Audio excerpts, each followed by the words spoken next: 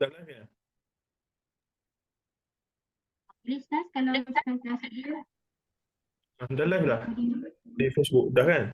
Okey, Ustaz Okey, dah boleh jap. mula Ustaz, silakan. Okey, nak share kejap.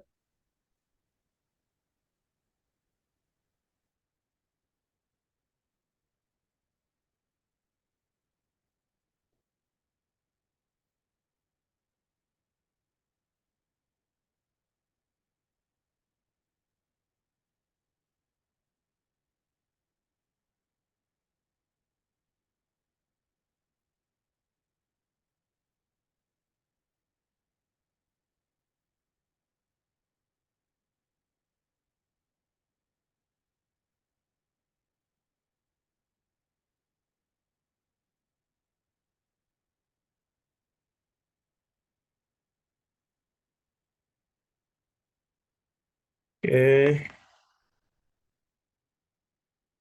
Okey. Alright. Bismillahirrahmanirrahim. Assalamualaikum warahmatullahi taala wabarakatuh. Innal hamdalillah nahmaduhu wa nasta'inuhu wa nastaghfiruh wa na'udzu billahi min shururi anfusina wa min sayyiati a'malina. May yahdihillahu fala mudilla lahu wa may yudlilhu fala hadiya lahu. Asyhadu an la ilaha illallah wa asyhadu anna Muhammadan 'abduhu wa rasuluh. Allahumma shalli wa sallim wa barik ala Muhammad wa ala alihi wa sahbihi wa man tabi'ahum bi ihsanin ila yaumiddin. Amma ba'd, fa inna asdaqal hadithi kitabullah wa khairal hadi hadi Muhammadin sallallahu alaihi wasallam wa syarral umuri muhdatsatuha wa kullu muhdatsatin bid'ah wa kullu bid'atin dhalalah wa kullu dhalalatin finnar. Atau kama qala Nabi sallallahu alaihi wasallam, la nabiyya ba'da. Masih kepada Kak Fini, Kak Syida, Kak Sarah, ramai lagi ni yang hadir, Kak Nururiana, Kak Ajra, Kak Nisom dan seterusnya lah semua ya, Kak Nuran, Kak Azah, dan ramai lagi lah yang akan masuk nanti insyaAllah. Baik, tanpa buang masa, insyaAllah kita teruskan perbincangan kitab kita yang dah hampir ke penghujung sebenarnya ni. Saya ingat dalam beberapa pertemuan, tak berapa lah, maksudnya beberapa bulan lagi insyaAllah kita boleh khatam kitab yang keberapa kita dah? Ketiga ke empat ya? Banyak dah kita khatam kitab. Ingat tak ingat nombor 2 ya? Keempat dah Ustaz. Keempat dah, saya tak ingat. Keempat dah. Okey. Hari ini kita masuk kisah yang ke-36 daripada 51 kisah yang tersusun dalam ini. Sebagaimana karya asalnya, iaitu kisah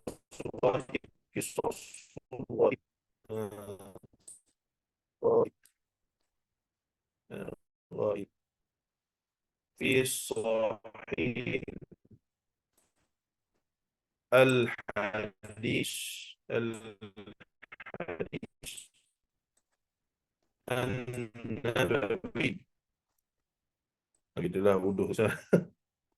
Qisasul ghaib fi sahih al-hadis an-nabawi. Baik, dan kisah kali ini saya jangkakan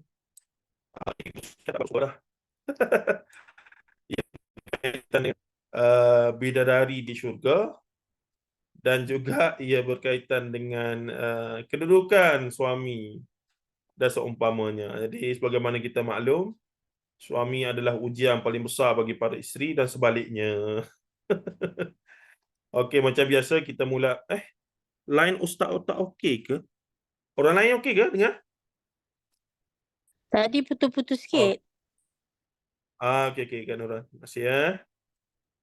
Bila ustaz menulis suara putus-putus, mungkin saya klik-klik tu dia macam itu sikitlah. Okey. Okey. Alright. Katanya di sini, saya berdiri sikit. Selesa sangat ni. Nyanda tertidur. Baik, okey. Jangan engkau menyakitinya, semoga Allah mematikanmu. Ini satu stigma. Bidadari syurga telah melihat isteri-isteri yang berada di bumi ini telah buat sesuatu kepada suaminya. Tapi suaminya itu siapa? Suaminya itu seorang lelaki soleh. Bukan lelaki yang sebaliknya. Jadi menyebabkan kalaulah suami itu soleh dah, soleh ikut piawaian kita ke? Bukan, ikut piawaian agama lah. Kalau piawaian kita baik macam mana pun kita kata tak lagi, habis lah. Tapi piawaian Allah ni, yang pertama agama settle, dan kedua tanggungjawab asas pada anak isteri dia settle. Tapi dia miskin. Bila tak berapa kaya tu, mungkin pada pandangan seorang isteri, suami saya masih lagi tak berapa berusaha membahagiakan. Contoh ya. Sebab parameter kebahagiaan dia adalah kekayaan material, which is penting, saya tak nafikan ya. Penting. Kalau tak ada harta, duk main berah pun pinjam orang, letih juga lagu tu. Nah, tapi sepatutnya kesefahaman yang jelas.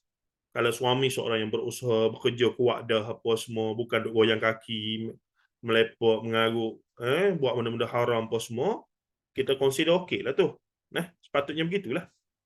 Cuma rezekinya mungkin masih lagi belum datang, dah seumpamanya.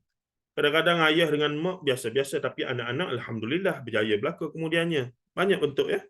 Banyak bentuk pulangan rezeki itu daripada sebuah ketaatan, keberkatan hidup dan seumpamanya. Kita jumpa orang yang gaji banyak, harta banyak, tapi hidup tak tenang, bermasalah. Anak-anak yang bermasalah, mereka suami isteri hubungan. Tapi kita tengok orang yang tak adalah gajinya banyak, duit pun banyak, tapi macam okey je, anak 10 orang, barang naik pun macam tu dia. Kita barang naik pening kepala dah.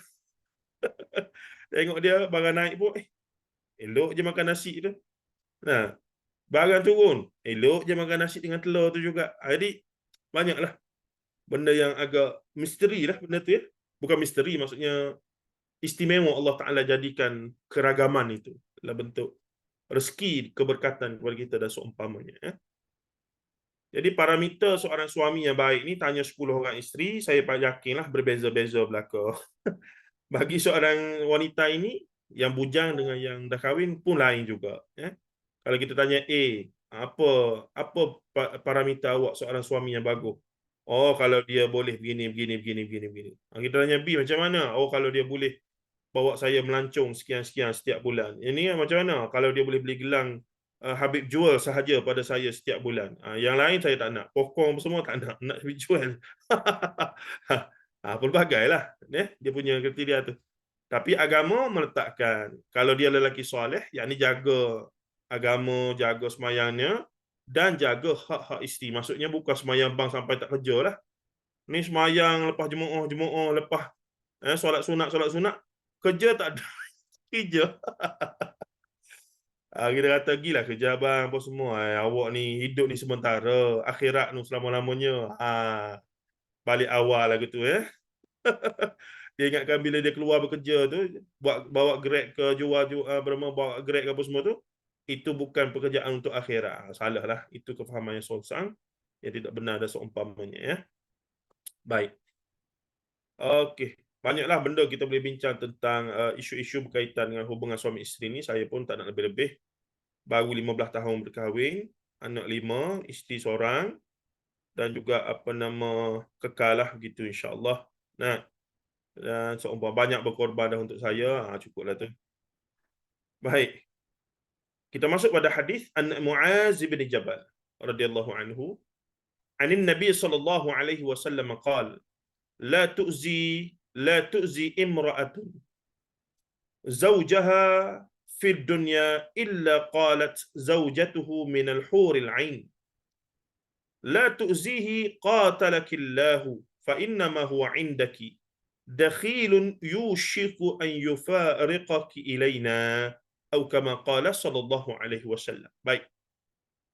Daripada Muaz bin Jabal, ada Muaz bin Jabal radhiyallahu anhu, daripada Rasulullah sallallahu alaihi wasallam sabdanya, tidak ada seorang wanita yang menyakiti suaminya. Nanti dalam syarah suaminya macam mana itulah. Di dunia, yakni seorang wanita menyakiti suaminya di dunia, melainkan isterinya daripada kalangan bidadari di akhirat berkata, bermaksud bidadari syurga ni dah tahu dah sekarang ni siapa suami dia dalam syurga esok. Jadi ibu-ibu sekalian memang kena risaulah. Sebab suami masing-masing sebenarnya dah ada dah isteri lain. Minta maaf lah berita tak berapa baik ya. Tapi berita baiknya adalah kalau begitu keadaannya, maka suami kita confirm masuk syurga. Kalau suami kita confirm masuk syurga, peratusan untuk kita masuk syurga pun sangat tinggilah. Insya-Allah gitu ya. Baik, sebab sebenarnya ketua malaikat siapa? Begitu. Baik. Jadi katanya lagi apa dia? Maka isteri daripada kalangan bidadari di akhirat, yakni sekarang ni dia tengok si isteri atas muka bumi sekarang menyakiti suaminya. Dalam pelbagai nanti dalam syarah dia akan sebutlah. Suami di sini bukan suami yang ikut dan, suami yang soleh lah. Suami yang jaga akhiratnya, jaga sembahyang puasanya, bekerja kuat untuk keluarga. Dalam keadaan dia jaga segala hukum hakam apa semua tu, bekerja kuat untuk keluarga, buat balik pendapatan ataupun untuk isteri dan anak-anak, tapi isterinya masih lagi tidak menghargai dan menyakitinya. Saat itulah isteri-isteri suami kita ni, suami ibu-ibu sekalian di syurga esok akan apa dia? La yu'zihi qatalakillah, mereka melaknatlah, memarahi. Kalau bahasa kasarnya macam menyumpah lah. Dia kata apa dia? Mereka kata apa dia? Jangan engkau menyakitinya. La tu'zihi, jangan kamu menyakitinya. Qatalakillahi, nescaya Allah akan membunuh kamu. Sesungguhnya dia hanya sementara di sisimu. Hampir-hampir fa innama huwa indak. Sesungguhnya dia, mereka itu sih dakhilun yushiku an yufariqaki ilaina. Hampir-hampir dia meninggalkanmu dan pergi kepada kami. Jangan buat macam tu pada suami kamu tu, dia soleh. Tapi suami soleh lah. Jadi soleh ni payahlah juga ya, melainkan nama soleh. Kalau nama dia soleh, itu cerita lain. Ini akhlak yang soleh. Dan dengan piawaian agama. Piawaian agama lah. Maksudnya jaga hukum hakam halal haram. Dan untuk muamalatnya, bekerja kuat cara halal untuk cari rezeki untuk keluarga. Jaga hak suami, jaga hak anak. Jaga hak isteri, jaga hak anak. Bagi nafkah. Cuma tak banyak lah. Sebab keadaan dia masa tu kerja apa semua, banyak tu je dia boleh. Mungkin isterinya menganggap itu tidak mencukupi, setengah-setengah isteri dalam drama-drama Melayu lah. Dalam realiti tu kita tak tahulah jumpa ke tidak. Tapi tak puas hati tu. Maka dia menyakiti, marah ke, maki ke, tidak menuruti perintahnya dalam hal-hal yang ma'ruf dalam perhubungan suami isteri seumpamanya, maka isterinya zaujatuhu minal huril ain, isterinya daripada kalangan bidadari syurga huril ain. Ni huril ain, bidadari syurga akan berkata sebagaimana tadilah. Gitu, nampak? Hadis ini telah diriwayatkan oleh Al-Imam At-Tirmizi rahimahullah dalam Sunan Al-Kabir. Nombor 1174 Sunan Ibn Majah Kitabun Nikah bab fil mar'ati tu'zi zawjiha 2004-14 dan Musnad Ahmad nombor 22101. Imam At-Tirmizi memberi komentar terhadap hadis ini dengan berkata hadis ini hasan gharib. Baik. Syekh Syu'aib Al-Arnaud rahimahullahu ta'ala mengatakan pada nota kaki isnadnya hasan. Ini hadis makbul lah, hadis yang boleh diterima. Makbul. Apa dia makbul? Ijab dan makbul. Makbul diterima lah maksudnya. Sebagai hujah, sebagai sandaran. Syekh Syu'aib Al-Arnaud siapa? Ulama baru meninggal 3-4 tahun lepas.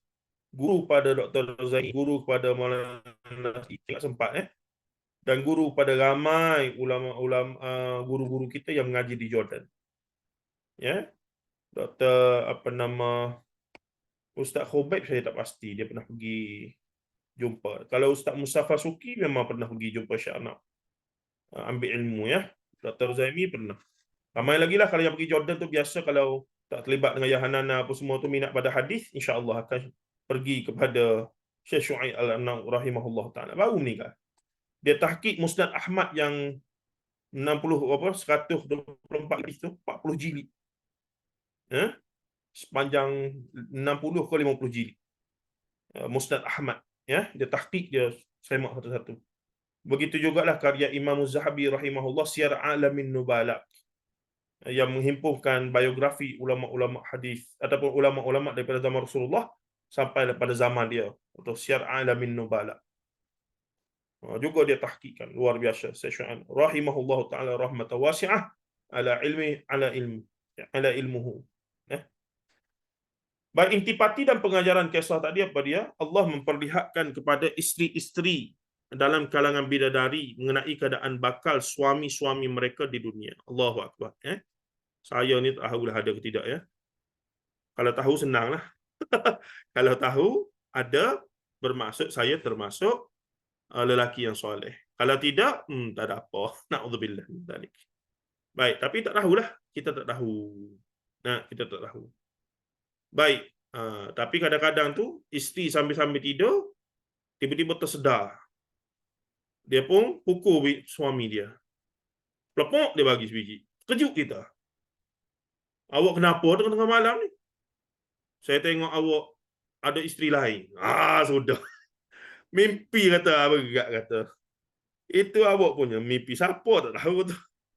Perempuan mana, lelaki mana tak tahu tu tiba-tiba nak marah saya. Tak kira lah. Barangkali lah petunjuk bahawa suami dia ada isteri di kalangan bidadari huril ain. Wallahu a'lam. Itu mengarut saya tu. Jangan ada percaya sangat. Baik begitu. Yang kedua, hadis ini menyebutkan apa yang diucapkan isteri dalam kalangan bidadari terhadap isteri yang menyakiti suaminya di dunia. Itulah. Maka ingatlah, kalau suami kita menurut piawaian agama adalah suami yang soleh, maka cubalah sabar dengan semaksimum mungkin. Tapi kalau dia mengisak dadah, minum arak, judi atau cerita lain, itu memang tidak piawaian agama lah tu. Dan kalau begitu pun tak boleh kita wewenang untuk tidak taat. Mereka dia suruh kita buat benda haram. Kalau dia masih suruh buat kita benda ma'ruf apa semua, tak ada masalah lah untuk kita taat, untuk kita terus sayang pada dia dengan harapan dia berubah. Tapi kalau dah hari-hari kena, berapa lama dah Kak kena pukul? Ada 10 tahun. Berapa lama dah kahwin? 10 tahun. Kerap ke kena pukul ni? Nak kata setiap hari nampak macam pelawak, tapi hampir setiap hari lah. Tu tak cerdik balik isteri lah pula. Dah teruk begitu, pergilah lapor, minta fasah ke lagu mana ke. Tapi orang kita ni kadang-kadang tak berapa ada maklumat ilmu. Yang orang kampung ni, dia tak tahu isteri-isterinya ada hak. Tebus talak khuluk ataupun tebus talak tu, bayar RM1 kerana tak balik 3-4 bulan, tidak memberi nafkah. Itu boleh pergi mahkamah dan tebus talak sahaja. Bayar RM1 sahaja. Itu hak wanita yang mesti semua orang tahulah. Anak-anak kita tu isteri, anak-anak kita yang bakal menjadi isteri orang apa semua kena tahu benda tu. Ini tidak kita tanya berapa lama dah menderita ni. Allah. 10 tahun, 15 tahun. Hari-hari kerja tak buat tak. Alah. Lari dengan perempuan lain dah tak balik-balik. Ada benda-benda yang kita kena tahu hak itu. Lapor pada polis, mari di hospital kena apa nama dia panggil domestic violence ya. Kena belasah apa semua. Buat laporan polis. Tarik balik. Sebab apa? Sayang lagi lah suami. Tak salahkan dia juga. Ada anak 2-3 orang kan. Tu apa semua. Ada orang diuji begitu ya. Ada orang diuji begitu. Semoga Allah Ta'ala memberi jalan keluar lah. Sama ada jalan keluar itu adalah suaminya berubah jadi lebih baik dan insya lebih baik dengan atas kesabaran dia itu, ataupun berpisah dan mendapat pasangan yang lebih baik. Itu benda yang relevan ataupun benda yang boleh berlaku dan tidak salah seumpamanya. Maksudnya hamba yang mukmin segera pergi ke syurga dan kekal padanya tempat tinggal dan ahli keluarga. Hamba yang mukmin segera pergi ke syurga yang kekal padanya tempat tinggal dan ahli keluarga. Maksudnya dia masuk syurga itu ada orang tunggu huril ain. Maka isteri-isteri pun tanya, oh suami boleh bidadari, ni apa dia bidadara? Dia suruh nas, saya kena semak dan tak pasti balik, boleh tanya Ustaz Zul nanti. Tapi masyhur mengatakan bahawa isteri ni akan jadi ketua kepada salah bidadari. Cuma ini jawab seorang ustaz ya. Saya secara nas Kak Liza, Kak Liza, Kak Liza apa tu? Apa nama kak kita tu? Tak ingat lah. Jumaat-Jumaat ni. Kak Lina ke? Lina. Kak Lina ada maklumat tak? Kak Lina lah Ustaz. Kak Fini kan ada Ada. maklumat tak? Dia anak murid apa Ustaz Syahri dia ada tu. Apa nama? Masyhur lah katanya si isteri adalah bagi segala malaikat hur yang hidup dalam syurga tu. Maksud nas, ayat Quran ataupun hadis ada ke tidak? Itu yang masih saya tak ingat lah. Kalau mungkin lalu, tak ingat. Cuma kita bolehlah cuba search kan. Apa masalahnya? Kita tengok Okey. Apa ceritanya? Kedudukan isteri dalam syurga di sisi suami. Mufti wilayah. Kita tengok ya. Kod ada dia punya. Okey. Sujud pada suami. Siapakah suami di syurga? Okey, menarik. Okey, ni apa dia? Kita tengok ni dulu. Syekh Fatwa. Adakah ahli keluarga dikumpul semula? Oh, banyak dah ni. Dia bincang ni. Okey.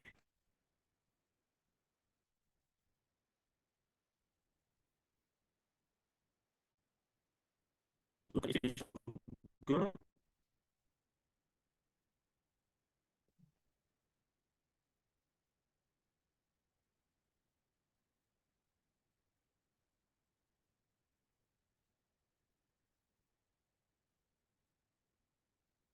Okay. Nampak ke tak? Nampak?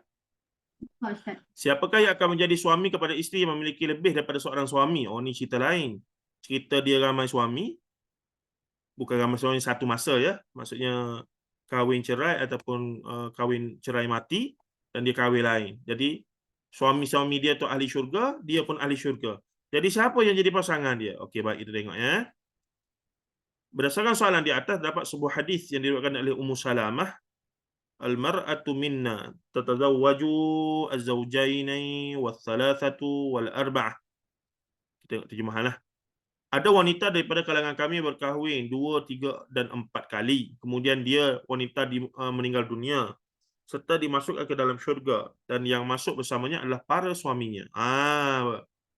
Suami-suami dia masuk syurga, dia pun adalah ahli syurga. Jadi siapa yang dia ke depan? Takkan 4, takkan 5. Siapakah daripada kalangan suami yang menjadi suaminya dalam syurga? Maka Nabi SAW bersabda, wahai Ummu Salamah, dia, yakni isteri itu diberi pilihan, maka dia akan memilih yang lebih baik akhlaknya. Wow, menarik ni. Riwayat At-Tabarani dalam Al-Mu'jam Al-Awsat, dalam Al-Mu'jam Al-Kabir. Okay? Ni fakta menarik kita jangan dengar ni.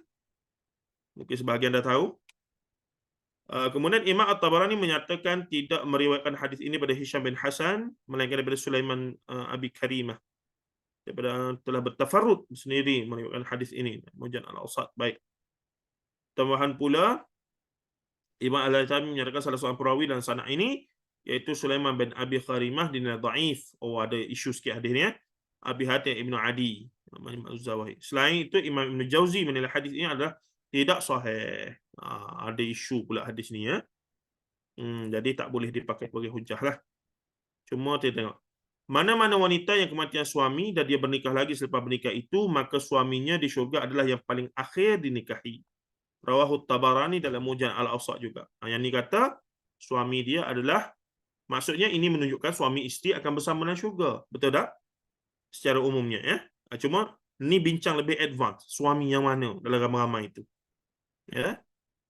Maka ini disebutkan mana-mana wanita yang kematian suaminya dan dia menikah lagi selepas itu, maksudnya dia kahwin lebih pada sekali, maka suaminya yang di syurga, teman dia, adalah yang paling akhir dinikahinya. Imam Haytami menyatakan dalam sanad ini, hadis ini terdapat Abu Bakar bin Abi Maryam dan dia merupakan seorang perawi yang bercampur hafalannya. Tidak kuat hafalannya. Lihat Majma'uz Zawahid, Imam Suyuti melihat hadis ini sebagai dhaif. Dalam Jami' As-Saghir. Baik. Hadis ini bermasalah juga. Tidak boleh dijadikan hujjah. Namun adalah sandarannya secara umumnya. Baik, kita tengok lagi hadis ni. Halang-halang kita tengok ni. Terdapat sebuah lagi riwayat dalam masalah ini, iaitu kisah yang berlaku pada Ummu Habibah yang diriwayatkan oleh Anas bin Malik radhiyallahu anhu bahawa Ummu Habibah berkata, mafhumnya saya tak bacalah mata Arab nama kecil, tapi boleh ya kita besarkan. Besarkan nampaklah.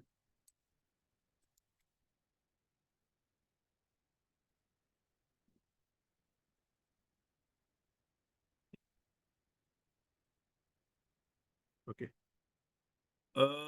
Ya Rasulullah, al-mar'atu yakuna laha az-zawjani fid dunya, yakni yakunu zawjan ba'da zawjin fayadkhuluna al-jannata fali ayyihima yakunu. Qala li ahsanihima khuluqan. Lebih kurang tadi juga. Wahai Rasulullah, sekiranya seorang wanita itu mempunyai dua orang suami di dunia, iaitu suami yang dinikahinya selepas pernikahan yang pertama dan kesemua mereka itu masuk syurga, siapakah yang akan menjadi suaminya di syurga nanti? Nabi SAW menjawab, suami yang akan bersamanya adalah yang paling baik akhlaknya. Tadi kata yang akhir, ni kata yang paling baik akhlak. Al-Bazzar. Imam Al-Iraqi mendaifkan sanad hadis ini. Bermasalah juga. Lihat Al-Mughni an Hamlil Asfar. Ini adalah hadis yang takhrij Ihya Ulumuddin. Selain daripada itu, Imam Al-Bazzar menyatakan hadis ini tidak diketahui bahawa Humaid meriwayatkan daripada Anas bin Malik radhiyallahu anhu, Musnad Al-Bazzar. Baik. Berikut adalah sebahagian riwayat-riwayat yang menceritakan berkaitan permasalahan ini dan kesemua riwayat-riwayat tersebut tidak terlepas daripada kritikan oleh para ulama atau tokoh-tokoh hadis. Hadis ada, tapi semuanya bermasalah. Ya. Jadi lagu mana ni? Kita tengoklah. Nanti kita tengok. Untuk itu kami simpulkan, kata pihak Pejabat Mufti Wilayah zaman saya bersama Datuk Dr. Zulkifli Muhammad Al-Bakri lah. Kami simpulkan sebagaimana yang dinyatakan oleh para ulama dalam masalah ini terbagi kepada beberapa pendapat dan para ulama berbeza pandangan dalam menentukan masalah ini. Yang pertama, isteri tersebut akan bersuami-suami yang paling baik akhlaknya ketika di dunia. Isteri tersebut dipilih pilihan untuk memilih. Isteri tersebut akan bersama suami yang terakhir. Ada 3 fakta di situ ya. Imam As-Suyuti rahimahullah cuba untuk menghimpunkan al-jam'u bainar riwayah, kesemua riwayat tersebut, dan menyatakan bahawa seseorang wanita, isteri itu akan bersama suami yang terakhir sekiranya kesemua suaminya itu daripada sudut akhlak, sekiranya pada sudut akhlak. Jika tidak begitu, maka wanita tersebut akan memilih yang paling baik akhlaknya. Di dalam masalah ini kami cenderung untuk bertawakuf. Dia tak berani nak buat kesimpulan ya. Dia kata kami tawakuf, kami stop. Kami tak bagi pandangan mana-mana kerana dalil yang menyatakan tentang masalah ini adalah tidak begitu kuat, melainkan hadis yang menceritakan Ummu Darda adalah yang paling kuat dari sudut kesahihannya. Tambahan pula perkara ini termasuk dalam perkara-perkara gaib kerana ia melibatkan syurga. Justru itu sebaik-baik perkara itu diserah pada Allah, dan pendapat ini juga difatwakan oleh Syi'atiyah Saqar daripada Mesir lah, Syekhul Azhar di Mesir.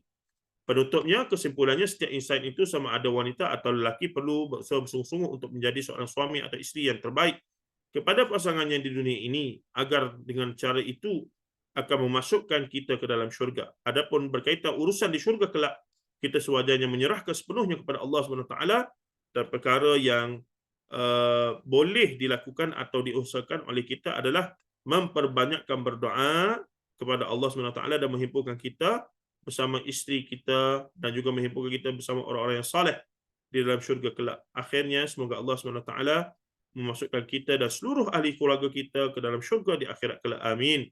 Wallahu a'lam. Ada tak jawapan dia ada? Dah ada kan? Secara umumnya isteri akan bersama dengan suami. Daripada hadis ni apa yang kita belajar adalah seorang isteri memang akan bersama suaminya dalam syurga kelak. Kalau dua-dua masuk syurga lah. Salah seorang duduk dalam neraka, na'udzubillah, kena menunggulah dulu ya. Tapi isunya nanti isteri yang mana ataupun suami yang mana, tu yang jadi perbincangan sikit lah. Kalau isteri tu suami banyak. Tetapi kalau suami tu isteri banyak, ada isu ke tidak? Tak ada isu, duduklah, masuklah belakanglah syurga tu, tak ada masalah apa. Sebabnya dah ada dah malaikat lain, apa nama, bidadari apa semua tu. Jadi tak cemburu ke apa semua? Tak ada. Dalam hadis lain kita akan tengok pada masa itu sifat kecemburuan itu sudah dihapuskan oleh Allah Taala. Tidak ada dah rasa marah, cemburu, nak gosip apa semua, tak ada. Minal habrati was surur, daripada segala keseronokan, keindahan apa semua sahaja. Gitulah secara umum ya. Okey, baik, habislah dalam bab itu. Mana dah PDF kita ni? Hilang dah PDF ni. Allah. Ya. Wala quwwata illa billah. Okey, nampak ya? Tak perbincangan kita tentang hadis ini. Macam setuju ke tak?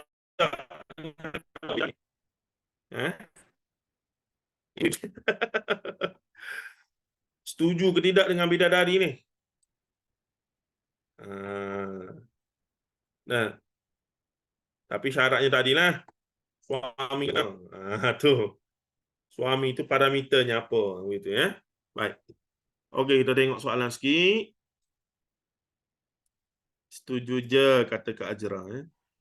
Ustaz, sekiranya Je, ya. suami kita dapat bidadari, maknanya kan dia dah masuk syurga dan kita pun dah potensial untuk masuk syurga tu tinggi lah Ustaz kan?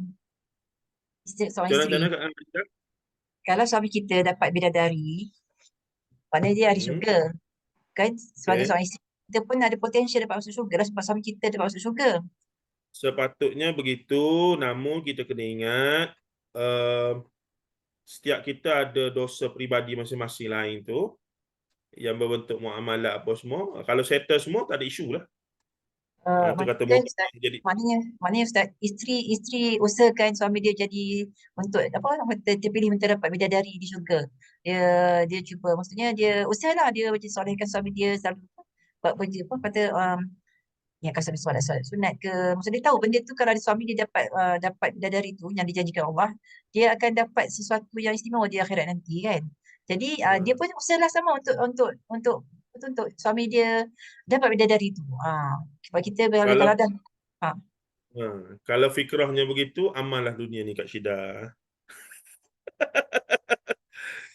Ada, kalau siapa pernah tengok satu klip ya, Syekh Abdul Rahman Al-Arifi. Ada seorang wanita telah telefon Syekh tanya soalan.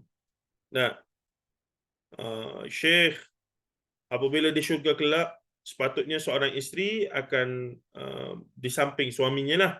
Syekh kata, "Naam, ya, betul. Boleh tak saya tak nak share suami saya dengan bidadari?" Syekh suka sampai merah muka. Syekh Arif ni handsome Arak handsome. Oh, merah muka dia suka. Kelakar sungguh kata dia. Ada juga orang fikir lagu tu. Ada, dia sayang sangat suami dia kalau ke mana. Kita tengok suami dia tak ada handsome sangat pada mata kita. Tapi pada dia, jangan. Ada, tu ada juga kita. Cuba kita tengok ada ke tak. YouTube.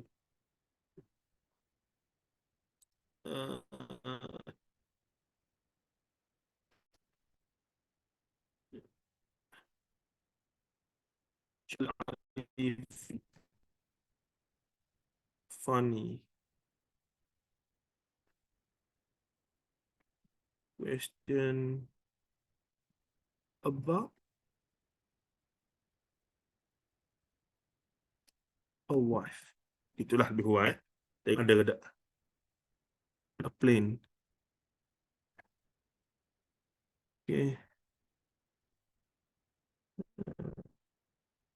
Ni. Asim حقيقي.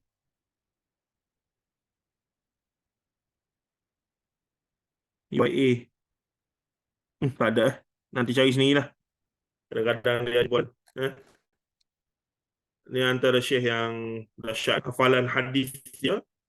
Hafalan hadis. Kita hadis ibu hadis itu pada belakang. Ini Syekh Muhammad apa nama Syekh? Muhammad Al-Arifi, Muhammad bin Abdul Rahman Al-Arifi. Tapi antara yang dimasukkan juga dalam penjara sebenarnya oleh pemerintah Arab Saudi kan agak kerana pernah mengkritik kerajaan Arab Saudi. Baik, nanti boleh cari sendirilah. Mufti Main tu rasa ramai lah biasa duk dengar kan. Agaknya. Okey, ada soalan? Okey, sekejap. Kita punya soalan di mana? Okey. Kita pun enjoy kat syurga nanti. Okey. Bawah tu now dah okey. Bila Ustaz menulis suara okey. Dapat tolong sedia baju buang sampah. Apa ni? Pun dah bahagia kat Nuran kan. Ini apa konteks ini? Saya sebut pasal apa tadi kat Nuran? Tak ingat lah. Suami soleh. Suami soleh. Oh, saya kalau tanya isteri saya lah paling soleh kan. Soleh soleh, soleh. Jangan risaulah. Saya terkesan Ustaz Farouk Mak Joy bila saya pergi rumah dia raya tahun bila tu. Dia ni memang apa nama, anak ramai dan istilah orang Melayu dua dapur lah. Umumnya anaknya ramai. Jadi dia kata matlamat dia dah umur dekat 60-50 lebih dan dia kata ni, dia kata antara dia punya cita-cita adalah nak mati dalam keadaan isteri dan anak-anak ni hanya akan bercakap benda yang baik pasal dia. Maksudnya dia punya saya, ada juga lagu ni. Tapi betul lah. Nah, kalau anak dan isteri, maksud suami, isteri, anak masing-masing, kita redha dan puas hati, dan kita kena faham, adil dan puas hati ni dia tak akan datang dengan kesempurnaan. Kalau kita mencari suami yang sempurna dan isteri yang sempurna, kita akan kecewa dalam hidup ni. Saya pernah tulis satu cerpen, tajuknya apa dia? Cawangan keempat. Cerpen pendek, cawangan keempat. Maka orang pun duk kelintah benda tu lah, kahwin empat. Tapi tak, sebenarnya tajuk tu semata-mata nak tarik perhatian orang baca lah. Tetapi di dalam perbincangan cerpen tu saya nak gambarkan adalah keadilan dalam Islam hanya tercapai bila hanya ada usaha untuk meredakan dan kesanggupan untuk usaha untuk memberi keadilan dan kesanggupan untuk reda di atas usaha tersebut. Maksudnya begini seorang suami yang ada isteri 4 orang, 2 orang, 3 orang, 4 orang. Kita tahu, wafil haqiqah kita tahu mustahil dia akan boleh adil seadil-adilnya. Walaupun dia usaha lah lagu mana, kita tahu sebagai seorang manusia dia memang tak mungkin nak berlaku adil. Allah Ta'ala pun sebut dalam Quran lah. Maka kamu tak mungkin boleh berlaku adil. Tetapi macam mana keadilan itu boleh dicapai? Bila mana suami ini berusaha dengan sebijaksana mungkin, dia kelentong ke lagu mana wallahu alam, tapi dia berusahalah untuk adil kepada semua isteri dia, anak-anak dia, dan kita isteri-isteri ini tahu dia telah berusaha. Kita sedar, kita tahu dia berusaha bermati-matian lah, bekerja apa semua, cuba nak selunaskan hak-hak semua hak isteri apa semua ini, dan keadilan akan boleh dicapai dengan isteri-isteri tadi redha dengan usaha yang suami buat itu, barulah ada keadilan. Kalau keadilan itu diukur dengan suami, kalau isteri lain dapat gelang emas, saya pun nak gelang emas juga. Bukan begitu. Itu bukan. Kalau ni bajunya beli baju baru, saya nak baju baru juga. Itu hanya tip of the iceberg dalam keadilan Hakikat sebenarnya adalah suami tu usaha lagu mana, dah dia yang cari pasal nak kahwin ramai, maka dia kena usahalah untuk bagi keadilan. Tapi dalam dia berusaha memberi keadilan itu, kita tahu hakikatnya tak mungkin dia akan berlaku adil. Pasti akan terlebih terkurang di mana-mana. Kadang-kadang isteri-isteri ini dah okey, anak-anak pula tak puas hati. Kenapa ayah belah makcik sana begini-begini? Belah kami gini-gini. Ai pula. Jadi itu ya. Tapi berdasarkan apa yang Ustaz Faru sebut tadi, ia hanya boleh dicapai bila isteri-isteri anak-anak ini redha dengan usaha dan kelemahan si suami si ayah ni. Kami memang rasa padanlah dengan usaha ni, kami rasa ayah memang berusaha untuk adil gini-gini. Masa itulah keadilan yang sebenar dalam konteks atas muka bumi ini dapat dicapai. Yang selain daripada itu milik Allah Taala di akhirat. Ya, gitulah keadaannya. Baik, tapi boleh setuju dan boleh tak setujulah dengan cara saya elaborate keadilan dalam hubungan itu. Saya melihat begitulah. Tak mungkin dapat capai adil, melainkan orang yang kita nak adil itu boleh redha. Barulah tercapai satu keadilan, iaitu dia dah bagi yang terbaik, the best, dan yang menerima pun tahu dan akhirnya menghargai dan redha. Okeylah, kamu memang berusaha sungguh-sungguh. Tidaklah take for granted ke apa semua kamu. Okey. Maka bolehlah tenang sikit di situ. Kalau tidak, tak ada apa. Baik, okey, jumpa Pak Habib. Pak Habib mana pula ni? Ada jumpa orang macam ni, tapi alhamdulillah dah berubah dah. Terus pun sebab sisi nak okey. Anak-anak murid dasar dah redha bab ni. Masuk kaji dah apa ni? Dasar ni apa? Daurah apa?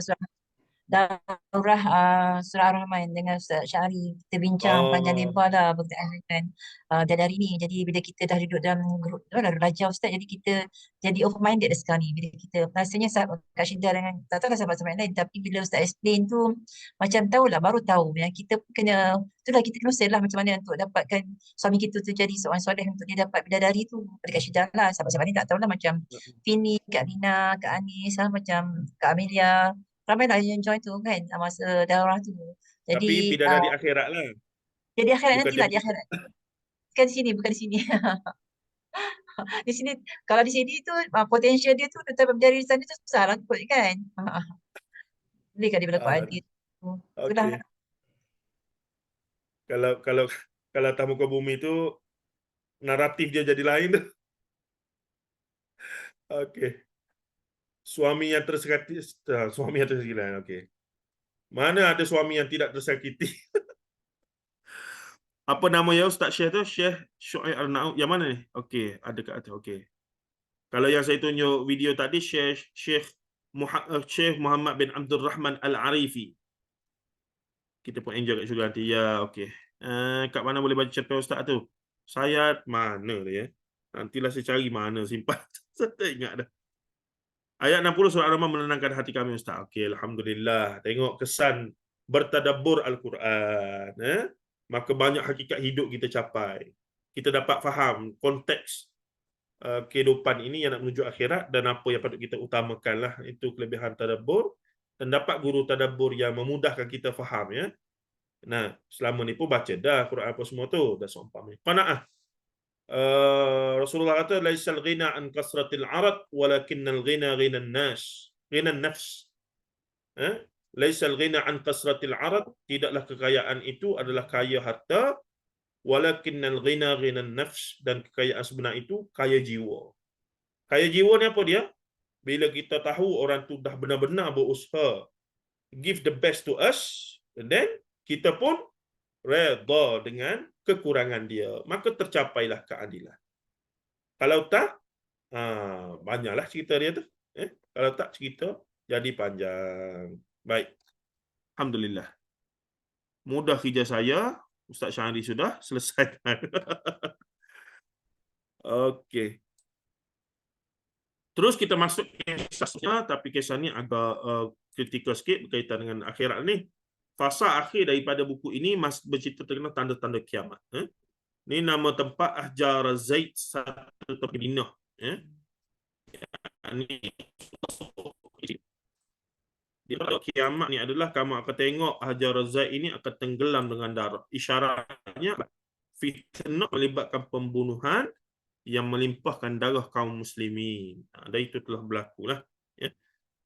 Baik, an Abi Dzarrin qala, yakni Abi Dzar Al-Ghifari radhiyallahu anhu, qala li Rasulullah sallallahu alaihi wasallam, ya Aba Dzar, qultu labbaika ya Rasulullah wa sa'daika. فذكر الحديث قال فيه كيف أنت إذا أصاب الناس موت يكون البيت فيه بالوصيف. قلت الله ورسوله أعلم. أو قال ما خار الله لي ورسوله.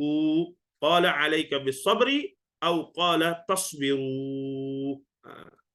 Daripada Abu Dzar yakni radhiyallahu anhu katanya, Rasulullah sallallahu alaihi wasallam bersabda kepadaku, wahai Abu Dzar, aku menjawab wahai Rasulullah, yakni aku menyahut panggilanmu dan kebaikan di tanganmu. Tengok cara Abu Dzar menyantuni Rasulullah SAW. Dia kata apa dah? Bahasa Arab. Labbaika ya Rasulullah wa sa'daika. Labbaika. Sejahtera. Maksud labbaik ni, labbaik. Apa dia maksud labbaik? Labbaik Allahumma labbaik. Kita meraihkanlah. Kita seronok dah. Labbaika. Labbaika. Wa sa'daika. Sejahtera ke atasmu. Rasulullah wa sa'daika, dan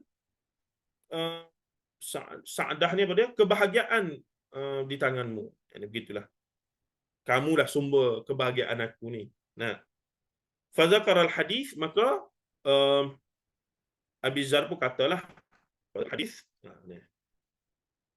Maka katanya baginda bersabda, bagaimana keadaanmu apabila manusia mati dan kubur menjadi mahal?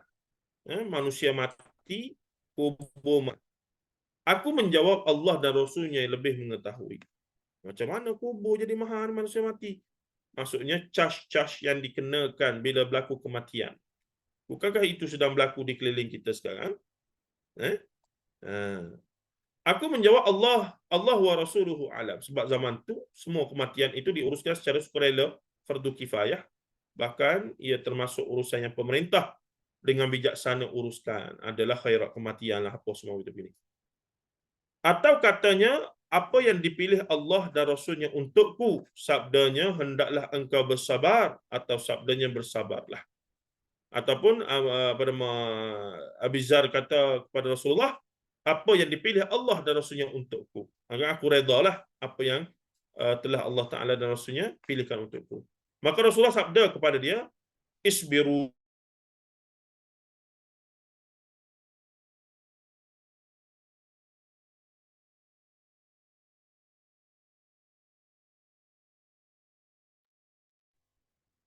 Putus ke ya? Bersambung ya. Putus tadi Ustaz. Your Suara internet Ustaz connection hilang. is unstable. Suara Ustaz hilang tadi. Okey, sekarang dah okey. Dia internet Dah universiti. okey. Saya di UM ni tumpang internet mereka ya. Dalam bilik kawan Dr. Abu Hanifah. Dia pergi mengajar dalam kelas, saya duduk dalam bilik dia. Dia tumpang internet dia lah ni. Kalau kat rumah okey. Mungkin orang lain pun duk guna jugalah ni, ramai-ramai kan. Okey, tak apa, kalau lag nanti bagi tahu jelah. Okey, kalau dah habis, hadis ni ada sambungan. Kalau tak tergantunglah tu. Okey, kata dia, "Tsumma qala li, ya Aba Dzar, qultu labbaika wa sa'daika. Qala kaifa anta idza ra'aita ahjar az-zait qad ghariqat bid-dammi. Qultu ma khara Allah li wa rasuluhu. Qala 'alayka biman anta minhu. Qultu ya Rasulullah, afala akhudhu sayfi wa ada'uhu 'ala 'atiqi. Qala syarakta al-qauma idhan. Qultu fama ta'muruni. Qala talzamu baytaka. Qultu fa in dukhila 'alayya bayti. Qala fa in khashita an yabharaka syu'a'u sayfi fa'alqi thawbaka 'ala wajhika yabu'u bi ithmika wa ithmih." Atau qala sallallahu alaihi wasallam. Baik. Kemudian Rasulullah SAW, kemudian baginda SAW bersabda kepadaku lagi, kata Abu Dzar. Aku menjawab, wahai Rasulullah, aku menyahut panggilanmu, labbaika, aku sahut, labbaika, aku menerima sahutan itu. Dan kebaikan di tanganmu, padamu, tak tak ada rumah tangan pun ni. Labbaika wa sa'daika. Aku menyahutmu dan kebahagiaan itu padamu. Jadi kamu tu sumber kebahagiaan aku. Dia ni dia tambah tangan pula ni. Aku menyambut panggilanmu dan kebaikan di tanganmu. Tak ada tangan-tangan ni. Kebaikan padamu lebih tepat. Aku menyambut panggilanmu dan kebaikan padamu. Kebaikan ada padamu. Sabda ajaib ditenggelami dengan darah. Aku menjawab, kata Abi Zar lah, apa yang dipilih Allah dan Rasulnya untukku. Sabdanya, hendaklah engkau diam dan jangan menyertai kaum itu. Kalau kamu tengok Ahjar Razak ini berdarah, berumur dengan darah, yakni berlaku pertempuran antara dua pihak, pertempuran darah antara dua pihak, kamu stay fast in your home, don't go out. Maksudnya kalau kamu keluar, kamu akan termasuk salah seorang daripada kaum yang sedang mesti, dan mereka ini Muslim. Mereka adalah Muslim sebenarnya. Ini masalahnya. Maka hendaklah kamu diam dan jangan mencederai kaum itu. Aku berkata, wahai Rasulullah, tidakkah aku mengambil pedangku dan menyandang atas bahuku? Maksudnya standby jugalah. Aku guna pertahankan diri. Sampai jika demikian, engkau sertailah kaum itu. Aku bertanya, maka apa yang engkau perintahkan kepadaku? Sabdanya, diamlah rumahmu. Apa dia? Tawakuf lah. Tawakuf. Tawakuf. Tawakuf. Pada kadang waqafa. Berhenti. Jangan, don't take side. Duduk diam-diam. Tak payah pilih parti A, tak maksudnya. Nah, aku bertanya, jika ia masuk ke dalam rumahku, sabdanya, jika engkau takut dikalahkan cahaya pedang, maka tutuplah wajahmu dengan pakaian, nescaya ia kembali dengan dosamu dan dosanya. Apa ni maksud akhir ni? Maksud akhir ni kalau dia masuk nanti, dia kata maksudnya, kalaulah mereka masuk ke dalam rumah, kira nak sembelih lah siapa ada dalam rumah, kalau kamu takut dengan tengok mereka buat tu kamu akan bertindak, maka tutuplah wajahmu dengan kain. Maksudnya biarlah dia bunuh kamu dalam keadaan kamu tak tengok dia nak bunuh kamu tu. Maksudnya sini nak kata mati itu lebih baik dari mati kena bunuh dengan mereka, lagi baik daripada menyertai mereka dalam peperangan itu. Konteks peristiwa inilah, bukan semua konteks ya. Konteks peristiwa ini. Sebab perbalahan ini kaum muslimin menang kalah ke dua-dua berdosa macam mana pun. Jadi start buat A pun berdosa, start buat B pun berdosa. Jadi kalau terbunuh oleh mereka itu lebih baik daripada menyertai mereka itu. Itu zaman fitnah lah, ya. Hadis ini diriwayatkan oleh Imam Abu Daud dalam Kitabul Fitnah wal Malahi, bab fin nahyi anis sa'i fil fitnah, nombor 4261, ya. Fin nahyi anis sa'i fil fitnah. Intipati dan pengajaran kisah, apabila kubur menjadi mahal dan mempunyai harga yang tinggi, maka seseorang hendaklah bersabar menghadapi perkara tersebut. Kerana satu masa, wallahu a'lam billah, sekali lagi, tanah kubur tidak ada, sebab itulah tanah kubur diwakafkan. Bila wakaf boleh kita buat hak milik diri sendiri. Bina bangunan binaan umpamanya. Tak boleh. Tidak dibenarkan sepatutnya, sekadar letak tanda batu dan seumpamanya, okeylah dengan letak batu nisan sikit, itu dibenarkanlah untuk tanda, ya, bahawa ni kubur, jangan langkah, jangan pijak, jangan duduk. Sebab ada larangan lain, Rasulullah tak beri perkara tersebut. Tapi binaan kekal, lepas tukar mozaik, lepas letak marmar, lepas letak batu kapur, lepas macam-macam. Bila mak ayah kita mati ni, kita mati, tak naklah kubur cantik ni. Nak menunjuk kat siapa? Jiran kubur sebelah. Tengok tu. Anak-anak aku. Saya tak tahu renovate kubur. Tak ada dah. Yang mereka perlukan doa daripada kita. Walaupun di mana kita berada, teringat kepada mereka, Allah maghfir lahu, Allah maghfir laha, Allah maghfir lahuma, Allah maghfir lahum. Baca je. 24/7. Ni dia tunggu setahun sekali waktu hari raya ziarah kubur. Tak kena lagi tu. Kesian kat kawan tu. Kesian lah. Tadi 24/7 nak makan pagi, bangun pagi ingat mak ayah kita, adik kita, kawan-kawan kita yang dah meninggal. Allahumma ighfir lahu warhamhu wa'afi wa'fu anhu. Baca-baca buku sikit surat khabar, teringat kepada almarhum kawan kita sekolah sekali, sekolah rendah dulu dah meninggal. Allahumma ighfir laha warhamha wa'afi wa'fu anha. Begitulah sepatutnya. Ini tidak tunggu lepas solat baru doakan. Itu pun 5 kali saja. Dah. Sedangkan boleh buat dengan itu okey lagi. Kalau jenis tahun sekali pergi kubur baru berdoa, dia faham kata kena pergi kubur tu baru boleh berdoa untuk si tuan kubur tu. Letih dah lagu tu. Salah asuhan itu. Kesian mak ayah dia lagu kubur tu. Begitulah. Jadi kita cuba ubah persepsi tersebut dan biasakan yang kita tak biasa, iaitu ingat saya berdoa kepada si mati dia. Dan kita harapkan bila kita mati pun begitulah. Anak-anak kita, cucu-cucu kita ingat saja pada kita, Allahumma ighfir lahu warhamhu, Allahumma ighfir laha warhamha wa'afi wa'fu anha, pada Wan, pada Tok, pada Aki, pada Nek Wan, macam-macam lah nama tu, Neni, nak apa lagi, Granny, macam-macam lah. Kemain lah. Baik, kemudiannya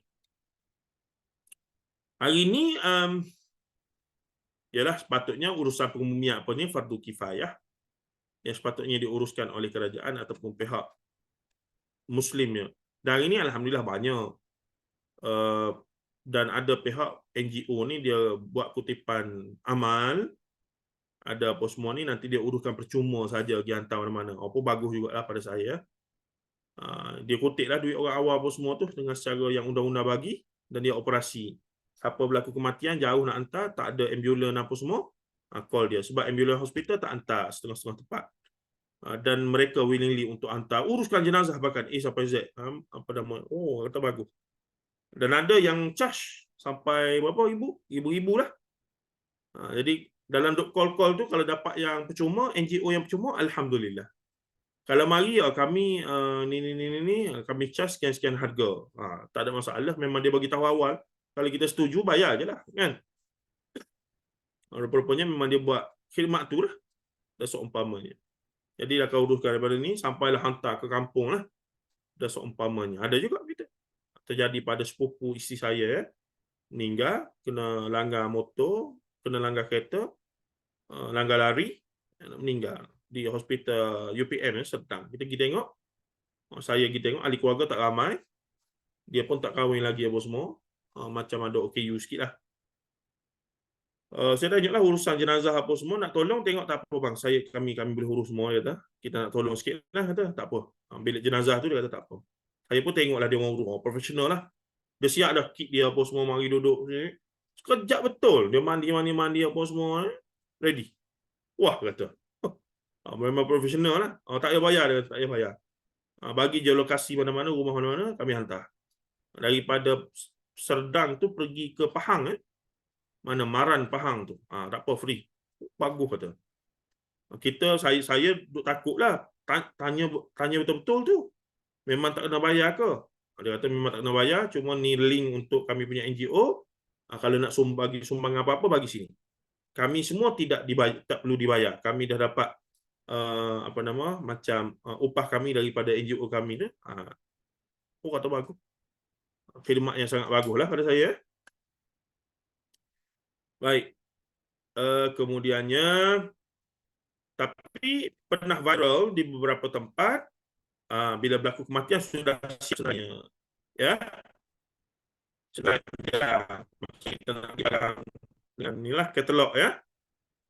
Apa dia ni? Okey, urusan jenazah sekian-sekian. Okey, nak dia banyak tu. Apa dia? Kafan sekian-sekian. Ni sekian. Ni sekian. Tahil berapa? Tunggu kubur berapa? Ada campur. Berapa ribu tu, dekat berapa ribu? 5,000, 6,000 kah? Untuk sekali urusan. Pengumian. Terkejutlah. Siap ada dengan nombor syarikat, siap ada dengan income tax apa semua. Macam mana ni boleh buat gini? Ada orang nampak itu ruang. Tapi nak kata siap package dia tu, siap dengan tahlil arwah, siap dengan baca Yasin, khatam 30 juzuk, ada semua harga. Ada semua harga. Ada viral. Ada siap dengan nama masjid usahakan benda tu. Kreatif lah sangat. Sebagaimana dulu kita bising tentang apa dia? Valet doa, upah baca doa depan Kaabah tu. Benda gini itulah kita kata bila dibuka ruang sikit, harus habis degil lalu. Kreatif lah, manusia ni kreatif. Menggunakan ruang-ruang itu untuk mendapat pendapatan lah. Ruang bisnes dan seumpamanya. Walhal benda ni adalah fardu kifayah yang sewajarnya sama-sama umat tangguh. Nah itu adalah berlaku pun. Cuma orang macam ni tetap adalah untuk atas nama memudahkan urusan umat, tapi kena bayar. Saya kesian lah kalau kata berlaku kematian tadi, panggil-panggil, okey, kami datang huruf-huruf belakang, habis dah belakang sampai B, kena bayar 2,500. Kena kawan tu jenis tak berapa ada duit, tuan-tuan. Macam mana tu? Saya tak tahu kata kena bayar, ingatkan free. Dah, kami memang buat khidmat ni, bisnes kami lah untuk ni. Sebab tu bila yang isteri saya tu, saya kata tanya betul-betul, telefon 2-3 orang, tanya betul-betul, kena bayar ke tidak. Kita tak nak sampai jenazah sana, tiba-tiba, olo bil. Walaupun RM500. Dia bukan isu 500 tak boleh bayar tu. Isu rasa tertipu. Kenapa dari awal tak bagi tahu? Ada charge dah seumpamanya itu. Tapi betul, kami tanya beberapa kali, betul ke ni apa nama tuan? Memang tak kena charge apa-apa ya? Memang tak kena. Cuma nikat memang ada link, kalau nak derma, bagi sini nak infak. Kami terima berapa pun tak ada masalah. Dia buat cara tu Saya betul ingat nak cari kat tu nama apa. Baik. Apabila tersebar fitnah-fitnah yang mencetuskan pertubuhan darah dari negeri kaum muslimin, maka seseorang mukmin hendaklah menjauhi fitnah itu dan menjauhkan diri daripadanya. Kita kena ingat, sepanjang sejarah Islam, peperangan yang berlaku bukan hanya dengan orang kafir, dengan Tartar, dengan Mongolian apa semua tu. Kebanyakan peperangan berlaku sesama orang Islam. Di dinasti Islam, Umayyah dengan Abbasiyah dengan Safawi itu dah Syiah lah. Campur pula dengan Mamluk, campur dengan Turki Osmaniyah tu. Nah, itu semua sama-sama kaum muslimin, sama-sama takbir Allahu Akbar. Di ketika itu kalau kita ada, maka Rasulullah ajar bila peperangan itu berlaku antara kaum muslimin, kita sepajarnya tawakuflah, berdiam diri dan tidak terlibat dengan peperangan tersebut. Dan ketika fitnah peperangan selepas kematian Uthman ibn Affan, siapa yang berperang? Dalam peperangan Siffin dan peperangan Aisyah, perang Jamal, yang melibatkan sahabat-sahabat Rasulullah, isteri Rasulullah. Maka sahabat-sahabat yang tidak terlibat dengan peperangan, mereka tawakuf, adalah sahabat yang selamat daripada fitnah peperangan tersebut. Dan itu tindakan yang paling betul untuk masa itu. Sahabat-sahabat yang tak pergi, tak terlibat dengan nak memihak pada A atau memihak pada B, adalah sahabat yang paling selamat. Antaranya, tak silap saya, Abu Dhar ini. Abu Dhar ini antara yang memang tak terlibat lah. Dia memencilkan diri, tak nak terlibat lah. Baik. Yang ketiga, isyarat bahawa fitnah besar akan terjadi di Madinah Al-Munawwarah, sehingga menyebabkan Ahjar Zaid dibanjiri dengan darah. Satu tempat dalam Madinah lah. Rasulullah SAW memberitahu bahawa sesiapa yang berada di kawasan yang tersebarnya fitnah, padanya hendaklah menutup mukanya dengan pakaian sehingga tidak terkejut melihat cahaya pedang yang akan jatuh ke lehernya. Supaya, maksudnya, kalau nak mati kena pancung pun dalam peperangan tersebut, mati dalam keadaan tak melihat pedang tu mari ke arah kita, untuk mengurangkan terkejut tu. Sedar-sedar duduk dalam syurga dah, insya-Allah begitulah. Nah, sedar-sedar duduk dalam syurga dah. Dan kita harap saudara-saudara kita di Palestin ada kelebihan tersebut tidur, buka mata, duduk syurga dah. Sebab apa? Rupanya kena bom masa tidur rumah dia. Kita harap gitulah. Dan insya-Allah itu kelebihan yang mereka ada yang kita tak ada. Saya di samping sedih, saya cemburu dengan orang Palestin ni. Sedih tu, tengok tu memang sedih lah. Siapa tak boleh tengok lah. Saya, isteri tu tengok, tahu tengok buat apa lah. Benda. Dia kata kena tengok lah, kesian ni. Yelah, awak boleh buat apa? Nah, tapi kata kena tengok lah. Saya kata tak. Dari satu sudut memanglah kita sedih, kita marah pada Zionis tu. Tapi dari satu sudut kita cemburu sebenarnya pada mereka. Sebab apa? Mereka ada peluang yang kita tak ada. Apa dia? Mati kena bom dengan musuh Islam. Itu besar tu. Direct syurga tu, selesai masalah tu. Syahid lah maksudnya. Sebab tu saya kata bila mereka tidur malam, bom datang. Buka mata duduk syurga dah. Tak ada apa dah lah. Semoga itulah yang majoriti yang mati sampai ada berapa ribu orang, 7,000 orang ni. Na'udzubillah min dzalik. Itu semua, semoga Allah Ta'ala balas dengan kezaliman yang lebih dahsyat pada Zionis. Jahat macam apa mereka ni. Tapi saya ada ruang untuk saya cemburu kepada orang Palestin. Dan tidaklah bermaksud kita minta kalau begitu biar Malaysia jadi gitulah. Taklah begitu. Na'udzubillah. Tapi hakikatnya kita cemburu sikit sebanyak kepada mereka di Palestin. Penderitaan yang kita tengok depan mata kita ni hanyalah penderitaan atas muka bumi ni saja. Yang dah mati itu dah gembira dah di alam sana tu, insya-Allah, insya-Allah, insya-Allah gitu. Baik. Okey, banyak ni 16. Apa benda ni? Sembang-sembang apa ni? Okey. Tawakuf, relax, baik. Menghias kuburan. Okey, betul kan? Setuju ke Azhar? Baik. Menghias kubur ke Ustaz? Ya, tu. Tawakuf, relax. Naam. Ustaz pergi perang dengan orang. Ni perang antara, yes, Kak Nuran. Perang antara orang Islam. Lepas lagi teruk, pada peringkat awal selepas zaman Uthman, peperangan yang melibatkan sebahagian sahabat Rasulullah sendiri. Dan sahabat ni bukan sahabat kecil, sahabat besar. Termasuklah apa dia? Abu Ayyub Al-Ansari, Zaid bin Harisah, dan beberapa orang lagi sahabat besar. Yang sebahagian memihak kepada Aisyah dan sebahagian memihak kepada Ali. Yang kemudian pada zaman Muawiyah pun sama juga. Sebab isu politik kan. Dia dah jadi isu politik masa tu. Jadi fitnah politik pada agama ni besar lah. Kuasa politik maksud saya, bukan parti politik, kuasa politik dalam nak memerintah tu. Sebab masing-masing rasa mereka boleh bawa kebaikan kepada ummah. Tapi sebenarnya untuk nak mencapai itu mereka kena bereskan. Sebab tu sikit sebanyak demokrasi hari ni walaupun datang daripada barat, antara maqasid dalam maqasid syariah, dia memenuhi beberapa kriteria, iaitu nyawa kita ni tak lagi diperdagangkan macam tu. Dulu nak ubah kerajaan memang kena asah parang, asah pedang, bunuh-membunuh. Bukan jauh ya.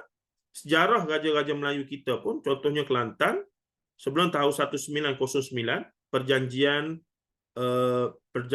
Bangkok dengan British, 1909. Kelantan, Terengganu, Pahang tak pernah menerima penjajah sebagai residents, khususnya Pahang, Kelantan. Tetapi setelah perjanjian 1909, mereka terpaksa terima pemerintah ataupun penasihat British lah. Sebab apa? Sebelum 1909, Kelantan dan Fatani ni kira sekali lah.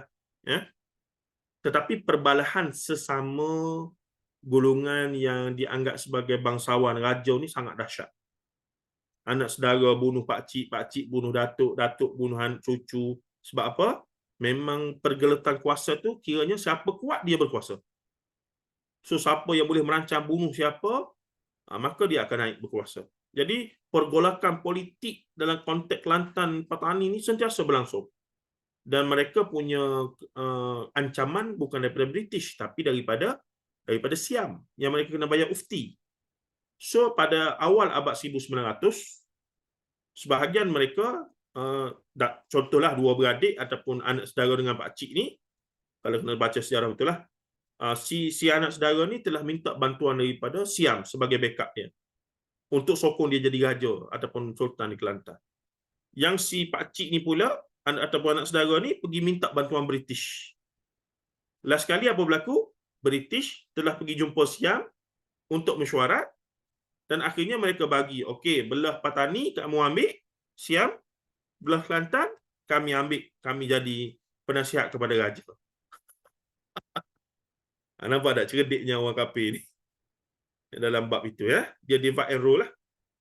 Dan kemudian apa berlaku? Semenjak itulah Kelantan mula dikutip cukainya oleh British ya. Oleh ni apa nama ni, Raja Kelantan mula-mula. Tetapi Raja Kelantan ketika itu stabil pemerintahannya. Sebab apa? British jaga dan British buat undang-undang. Jadi siapa nak bunuh dia daripada adik-beradik dia ke apa semua tak berani dah. Sebab apa? Dah ada undang-undang yang stabil. British jadi polis. Nampak tak? Jadi saya tak nafikan ada kebaikan yang dibawa oleh British di samping terlalu banyak kejahatan yang dia bawa. Dia ambil harta masuk apa semua. Tapi dengan adanya dia, politik pemerintahan di Kelantan stabil pada masa itu. Barulah boleh buat Majlis Agama Islam Kelantan, ada istiadat, baru tertubuh. Barulah ada pembangunan sikit. Sebab apa? Dah tak kalut nak bergaduh sama sendiri, nak semelih anak saudara, mak saudara ni. Kalau tak sebelum tu, ni macam mana ni? Nak pergi serang pakcik kita belah sana. Padahal istana tu jarak berapa je? Sebelah kampung saja. Tapi dia ajak rakyat dia pergi perang sana. Jadi itulah yang dikritik oleh Abdullah Musi dan seumpamanya lah. Walaupun sebahagian kita tak setuju lah.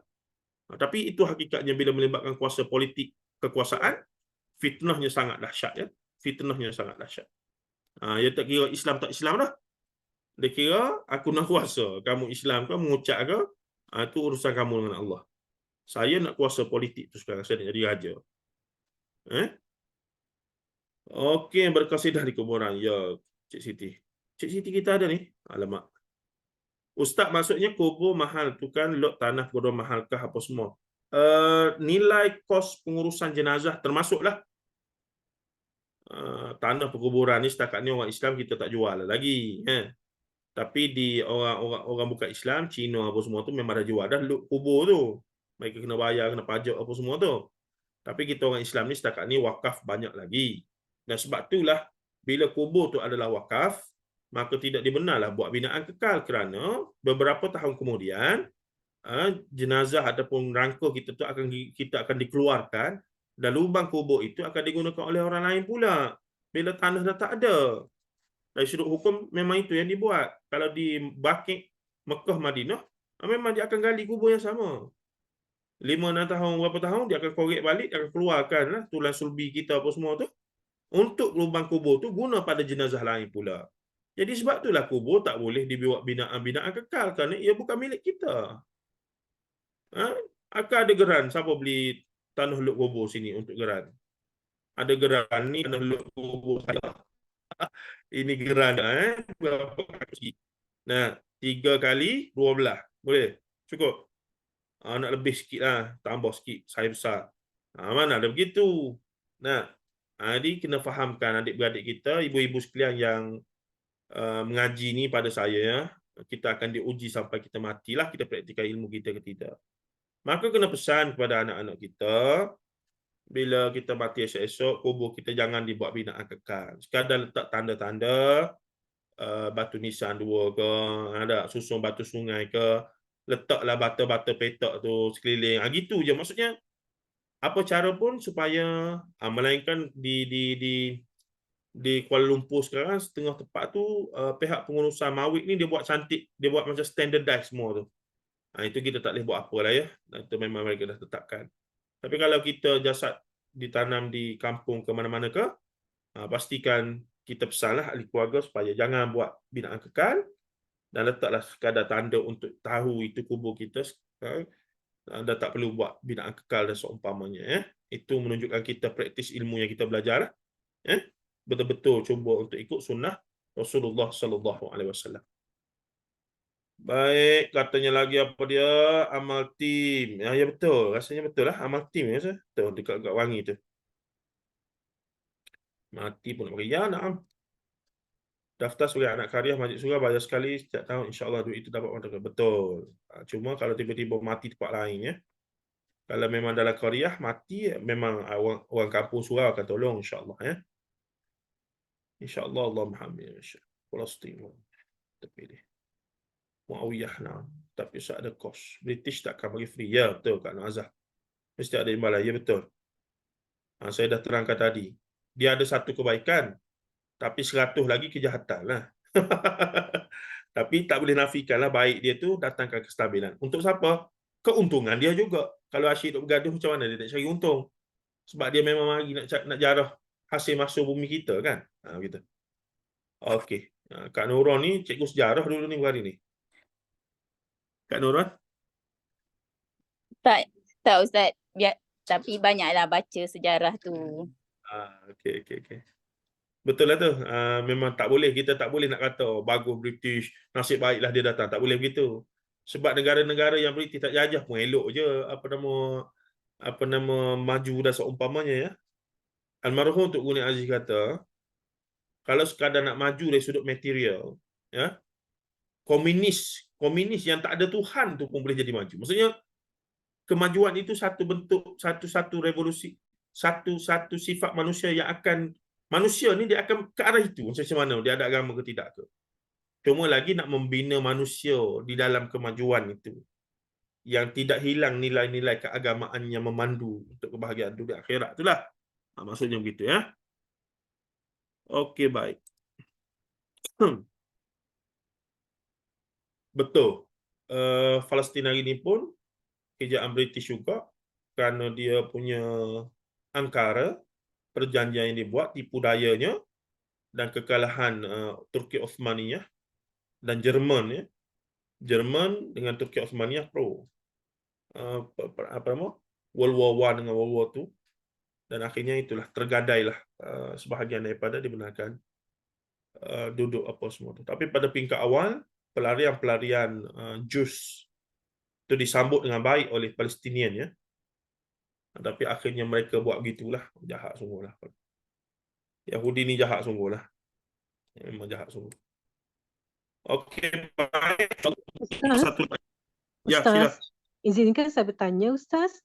Sila. Baru-baru ni saya pergi ke Vietnam, kemudian kita nampak tu kan dekat sawah-sawah padi, dia orang ada perkuburan kira keturunan mereka lah.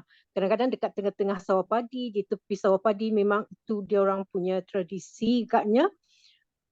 Macam mana ya kita makan kan dia punya nyasi tu kan?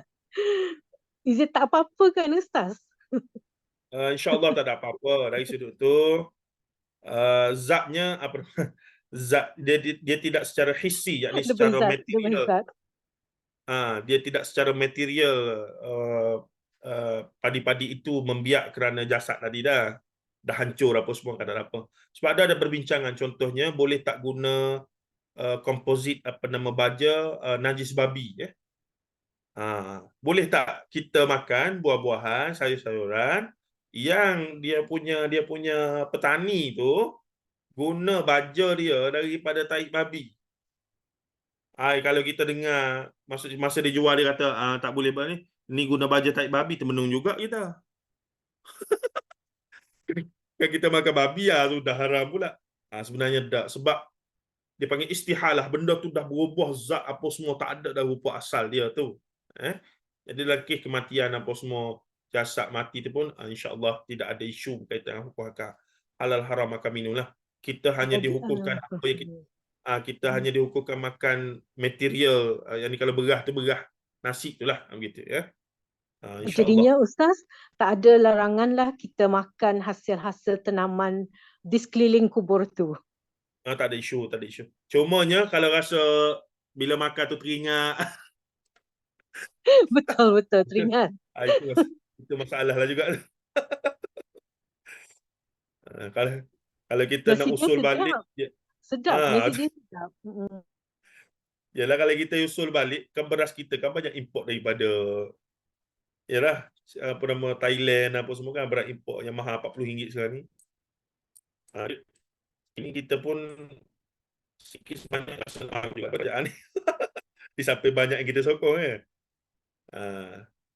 bila dia naikkan beras apa nama import, tujuannya nanti apa nama cukai itu tinggilah untuk kerajaan Kelang, dan akhirnya itu ya sedap duk bagi dalam belanjawan apa semua tu kan, tak apalah. Dan dia naikkan yang import dan yang tepat sekali dalam RM20 tak kena, tak ada.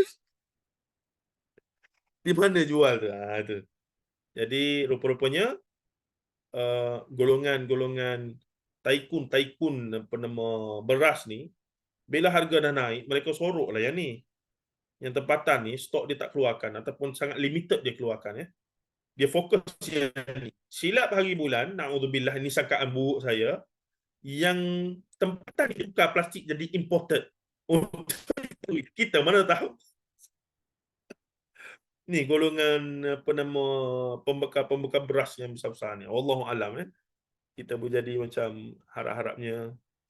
Tapi macam duk makan nasi juga hari-hari sekarang ni walaupun mahal sikit. Cuma kesian kepada inilah mereka yang berpendapatan rendah, yang kita duk bayang. Kalau saya pun sampai beli beras tu, saya sampai beli yang 10 kilo je sekarang.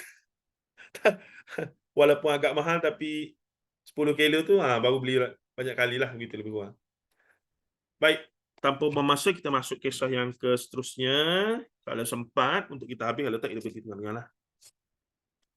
Orang-orang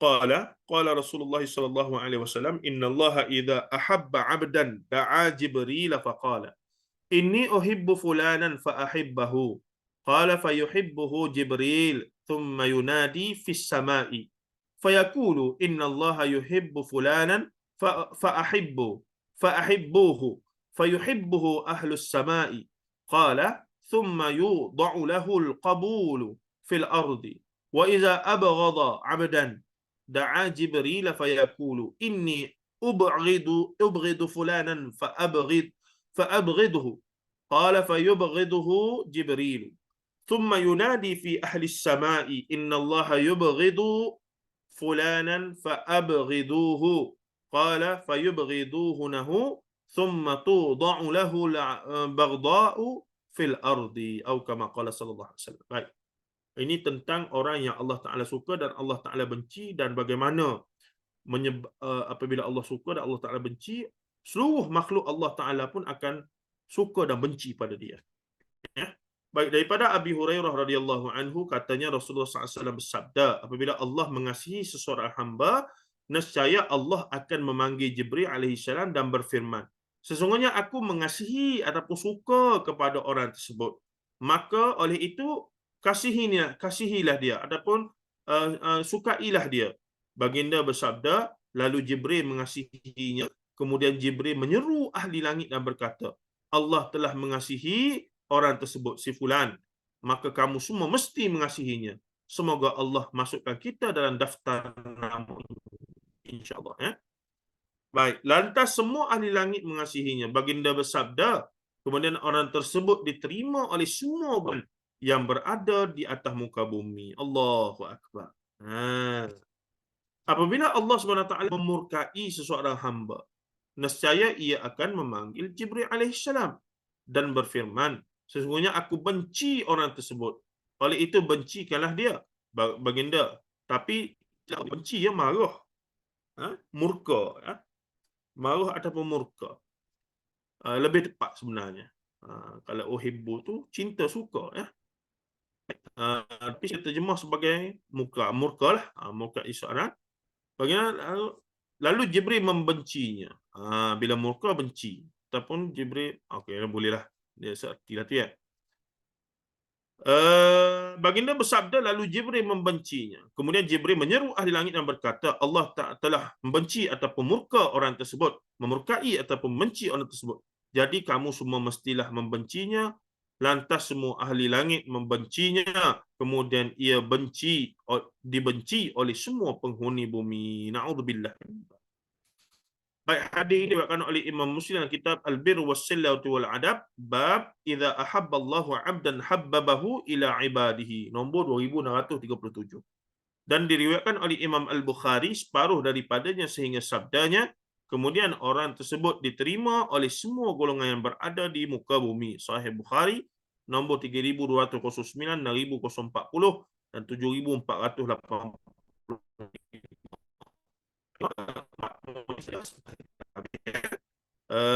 Boleh dengar suara saya? Okey. Okey.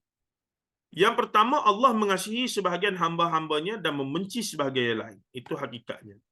Tapi mesti kerana sebab yang khusus yang dibuat oleh hamba dia sendiri pilih.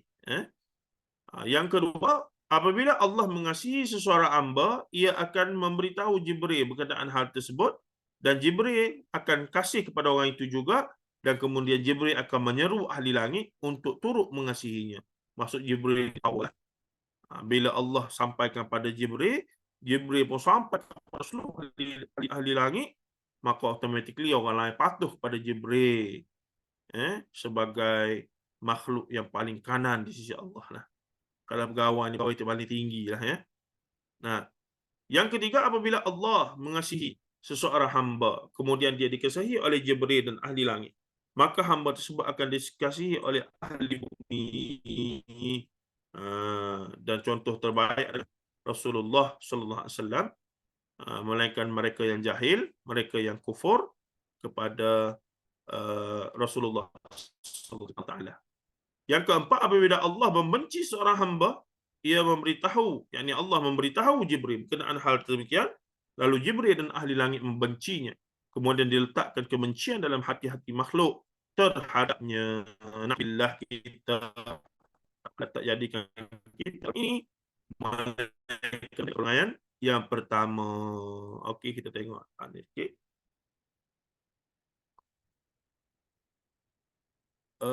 Makan nasi sehari je Ustaz. Air mineral dekat perkumpulan jadi isu. Ya, di Kelantan ya, kartel apa ni? Istilah sama dalam vaksin biologi menggunakan DNA haiwan haram. Yang haram. Ya, dipanggil istihalah. Hatta perbincangan Syekh Dr. Yusuf Qardawi, kalaulah arak, bukan arak ya, air yang digunakan daripada guna apa nama buah-buah ni, buah cuka buah. Bukan cuka buah. Maksudnya perbincangannya adalah daripada arak tu, alkohol yang telah disaring sehinggalah hilang dah sifat arak dia tu dan dia jadi cuka. Dan cuka tu digunakan untuk makanan apa semua. Syekh Dr. Qardawi kata boleh sebab sifat asal tu dah tak ada. Tapi pendapat ini tak popular lah. Ramai ulama lain tak setuju. Ramai ulama lain kata carilah benda lain. Kenapa nak guna yang tu juga? Banyak alternatif lain lagi kan. Tapi Syekh Dr. Yusuf Qardawi bincang dalam konteks kalau di barat sana tak ada dah kita kata bahan-bahan. Syekh Dr. Yusuf Qardawi ni bila dia berfatwa ikut konteks keperluan masyarakat di barat. Sebagai contoh ya. Maka banyak dia bincang hal-hal lagu tu. Kenapa ni jadi macam ni? Oh, terkejut saya. Tanah penapis terbaik. Okey. Okey, memang dah termaktub dalam Quran. Itu sometimes geli nak makan di kaca. Tanah penapis terbaik. Istihalah samalah dengan pembuatan vaksin dan biologis menggunakan haiwan yang haram ya. Kartet, air minum dekat perkumpulan pun jadi isu ya. Makan nasi sehari sekali. Kadar karbohidrat sesenduk. Ikut sasaran KKM suku-suku separuh. Lagu mana tu? Suku-suku separuh. Saya pergi ke Museum Lukut Negeri Sembilan. Di museum itu ada dokumentasi tentang lukut yang diserahkan kepada Negeri Selangor untuk selamanya atas dasar terima kasih. Tak ada pula documentation yang menerang kenapa lukut is back to Negeri Sembilan. Documentation ada ketidakpastian. But to me, no big deal. Cuma malulah dengan visitor dari Singapura yang bertanya. Okey. Komen di FB pada 19 saya merupakan penuntut UPN dan ketika itu Arqam sedap belum diharamkan. Sahabat-sahabat di college sentiasa menerima kunjungan arwah Abu Yahya Sya'ari untuk kuliah-kuliah. Masa usaha dakwah memang baru. Apa tu? Kalau pernah pergi ke Perkampungan Arqam tinggal dan kami pernah pergi ke Perkampungan Arqam tinggal ada keluarga di apa dah? Kampung bukan Kerinci apa? Sungai Pencala ya. Saya ada seorang kawan yang menjadi tetamu satu keluarga yang ada 4 isteri. Cara hidup mereka aman dan tenang. Dan sejak itu, I and few friends have no objection to polygamy. Okay. Sesenduk. Ikut saran ke. Okay. Okay. So, tak ada apa-apa dah. Ini bukan komen lah. Lebih pada nak kongsi. Alhamdulillah bagus. Banyak maklumat tu. Tapi akan kita bincang lagi lah panjang lebar ya. Dia punya strategi dalam dakwah, bagaimana dia nak bawa idea dia sehingga membentuk cult yang dahsyat lah. Memang satu gerakan yang menggunakan kalau orang tengok tu macam guna sihir ya, tapi sebenarnya tak. Dia sebenarnya gerakan psikologi sahaja. Pendekatan-pendekatan yang dia buat tu untuk menang hati orang supaya sokong mereka itu macam kempen politik lah. Kita nak orang supaya terkesan dengan idea, dengan ucapan-ucapan kita, maka benda tu boleh belajar sebenarnya. Bahkan kata-kata ni sihir. Kata-kata yang begitu lunak, yang begitu sekali nampak boleh menyihir orang. Bukan kata baca mantra guna setan iblis saja. Istilah tersihir maksudnya kita jadi terkagum dengan terlalu melampau lah, maksudnya tak sedar diri. Boleh jadi macam-macam lah. Dan Abuya Asy'ari dulu memang ada seni itu, memang dia ada. Dahsyat. Memang hebat memang hebat dari perspektif Ustaz, itu ya. Kak Syida tinggal di country home kan? Memang Tu pusat sebelah tu belakang. dia lah di sini. Jadi Kak Syida bersama dengan mereka dah dekat almost 30 tahun dah. Jadinya bersahabat baik dengan dia orang. Pada awal duduk di country home tu, bersahabat baik dengan orang-orang bawah-bawahan semua. Nak kata bila dah kawan-kawan tu, kita tahulah macam mana keadaan susah payah dia orang kan, walaupun isteri ramai. Rasanya dalam ni mungkin on paper je kot yang katakan hidup tenang semua kan, tapi kita yang pasti kita orang luar pun terlibat sama. Sebab kita membantu, sebab dia orang ada sampai pak isteri pas susah, bukan senang dia orang semua Ustaz. Yang tu mungkin atasan kan yang senang, tapi yang bawah-bawah tu abang kata cukup, minta kita beras, minta kita bantu semua. Jadi kita tahu keselamatan dia orang tu kan, berapa tahun, 22 tahun bila dah sini masih lagi lah katakan. Tapi bersahabat dengan dia orang tu memang ramai bantu dia orang semua. Dia susah sebenarnya, yang bawah-bawah ni lah susah. Lepas tu Yang atas tu nampak kaya betul ya? Ya? Yang atas tu nampak kaya betul ya? Ya, Alphardnya kita mewah lah Ustaz. Betul, Ustaz lagi berkenaan dengan saya sudah pernah jumpa dengan Abuya ni kan. Jumpa dia sama-sama dengan dia semua. Dia cerita pasal dia, bukan, Yaqazah ni lah. Yaqazah kan bila jumpa Rasulullah datang jumpa dia, dan isteri dia tu Mujah tu pula. Tapi masa tu Kak Syida kagum tak masa tu? Masa tu. Tak, sebab suami Kak Syida ex-Arkam. Kita orang ex-Arkam. Jadi dia tahu, dia pun takut juga. Syida pergi tu takut tak balik lah kan. Dia pergi tu tunggulah. Kami pergi tu sebab rombongan ada 5 orang kan. Dia panggil, dia bagi tetamu dia sama-sama makan semua. Sebab isteri dia cakap Abuya dapat jumpa Rasulullah secara Yaqazah. Dia pula dapat jumpa Aisyah secara Yaqazah. Then after that terus cut off lah terus. Langsung rasa macam terkejut. Rasa tak boleh nak berkawan dengan macam ni dah. Takut kan. Jadi everything stop. Dan bantu-bantu pun tak ada lagi dah keep distance lah dengan dia orang, tak pergi lagi dah kedai-kedai dia orang, takut Ustaz.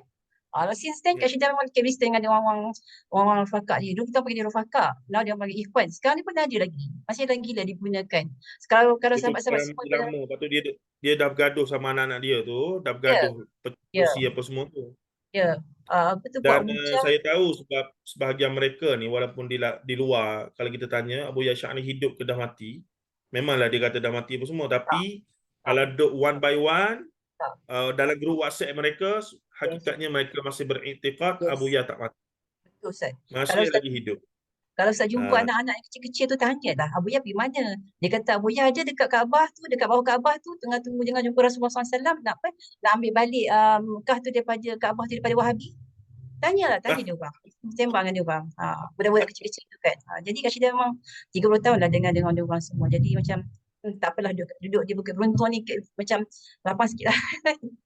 Tak nampak dia orang kan, sebab rasa dia orang bermuka-muka lah. Cuma sekarang Kak Syida, bila mereka dah istiharkan, mereka istitabah, yakni taubat secara terbuka, jadi bila ada pendakwah-pendakwah kita mula nyatakan balik benda-benda macam ni tanpa bukti yang konkret daripada mereka sendiri, mereka pernah mengancam ustaz-ustaz kita untuk disaman, sebab mereka kata kami dah bertaubat.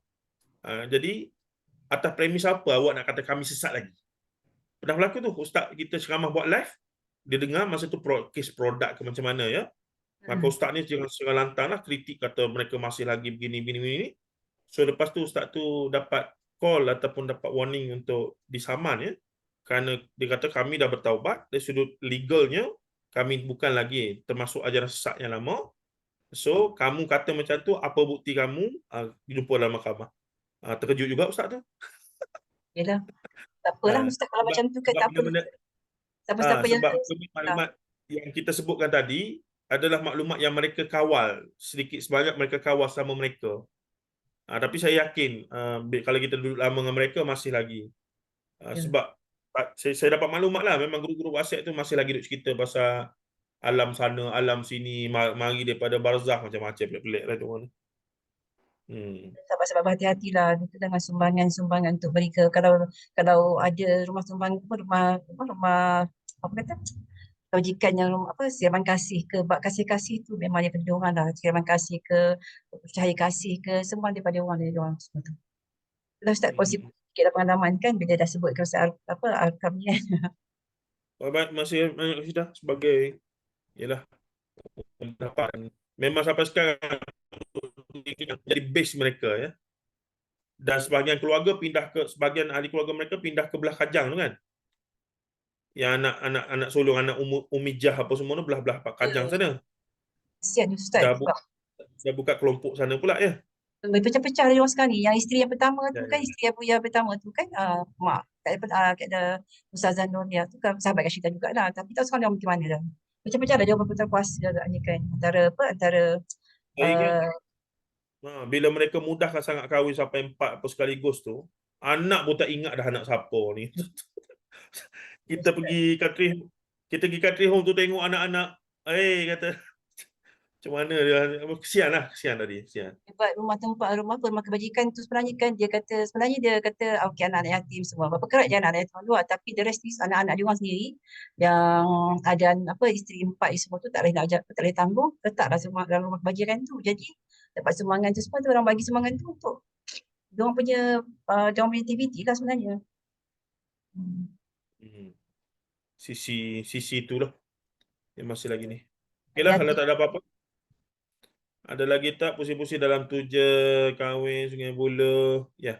Kalau kita makan restoran mereka, dia kira menyokong gerakan mereka. Ya, Kak Syafini, kalau ada pilihan, better lah. Saya pergi ke Turki, antara restoran yang Melayu yang ada ni, restoran mereka, restoran Ikhwan. Jadi masa tu, alamak, macam mana ya? Dia bincang-bincang, memang situ je lah. Nasi, mulut nak makan nasi dah ni. Alamak, macam mana? Tapi kawan-kawan di Turki masa tu bawa pergi ke apa nama ni orang Indonesia punya ni ya. Dapatlah makan nasi goreng masa tu ya. Ya. Bla bla bla bla. Mereka masih aktif di Mekah. Itu saya tak faham macam mana mereka dapat tempat di Mekah. Dalam keadaan Mekah yang sangat strict dalam urusan-urusan akidah apa semua ni. Mereka ada base bangunan dan aktif di sana. Bahkan sebahagian daripada yang jadi apa nama mutawif daripada sini, tiba-tiba sampai sana, orang-orang Rufaqah, orang-orang Ikhwan ni yang bawa pergi duduk berjalan autoriti. Dan saya yakinlah kalau mereka yang bawa, penekanannya tidak pada amal ibadah dan penekanan sunnah-sunnah yang utama dalam ibadah tu. Lebih pada melawat tempat-tempat keramat, tempat-tempat yang dikatakan gitu beginilah. Itu orientasi mereka ya. Sekarang kalau Google pun ada tu video Abuya Gusti Abuya Sayyidina Rasulullah, macam-macam lah nama dia bagi. Banyak kan dia ada delete lah Ustaz. Dulu kat simpan lah dia punya video-video tu. Now dah delete dah agaknya. Yang dia masih puja Kaabah tu lah. Lagu-lagu yang yang berkenaan dengan Kaabah tu. Yang orang akan balik Kaabah tu sebenarnya delete dah. Tak ada Ustaz. Tak jumpa dah. Fire Kaabah benar. Tapi Allah. Okeylah, kalau ada apa-apa kita berhenti sini. Kisah ke-39. Terima kasih semua. Petang-petang Jumaat ni sentimental lah sikit ya. Sebaiklah aktif ada apa? Ada apa itu lagi? Ada participation. Apa participation?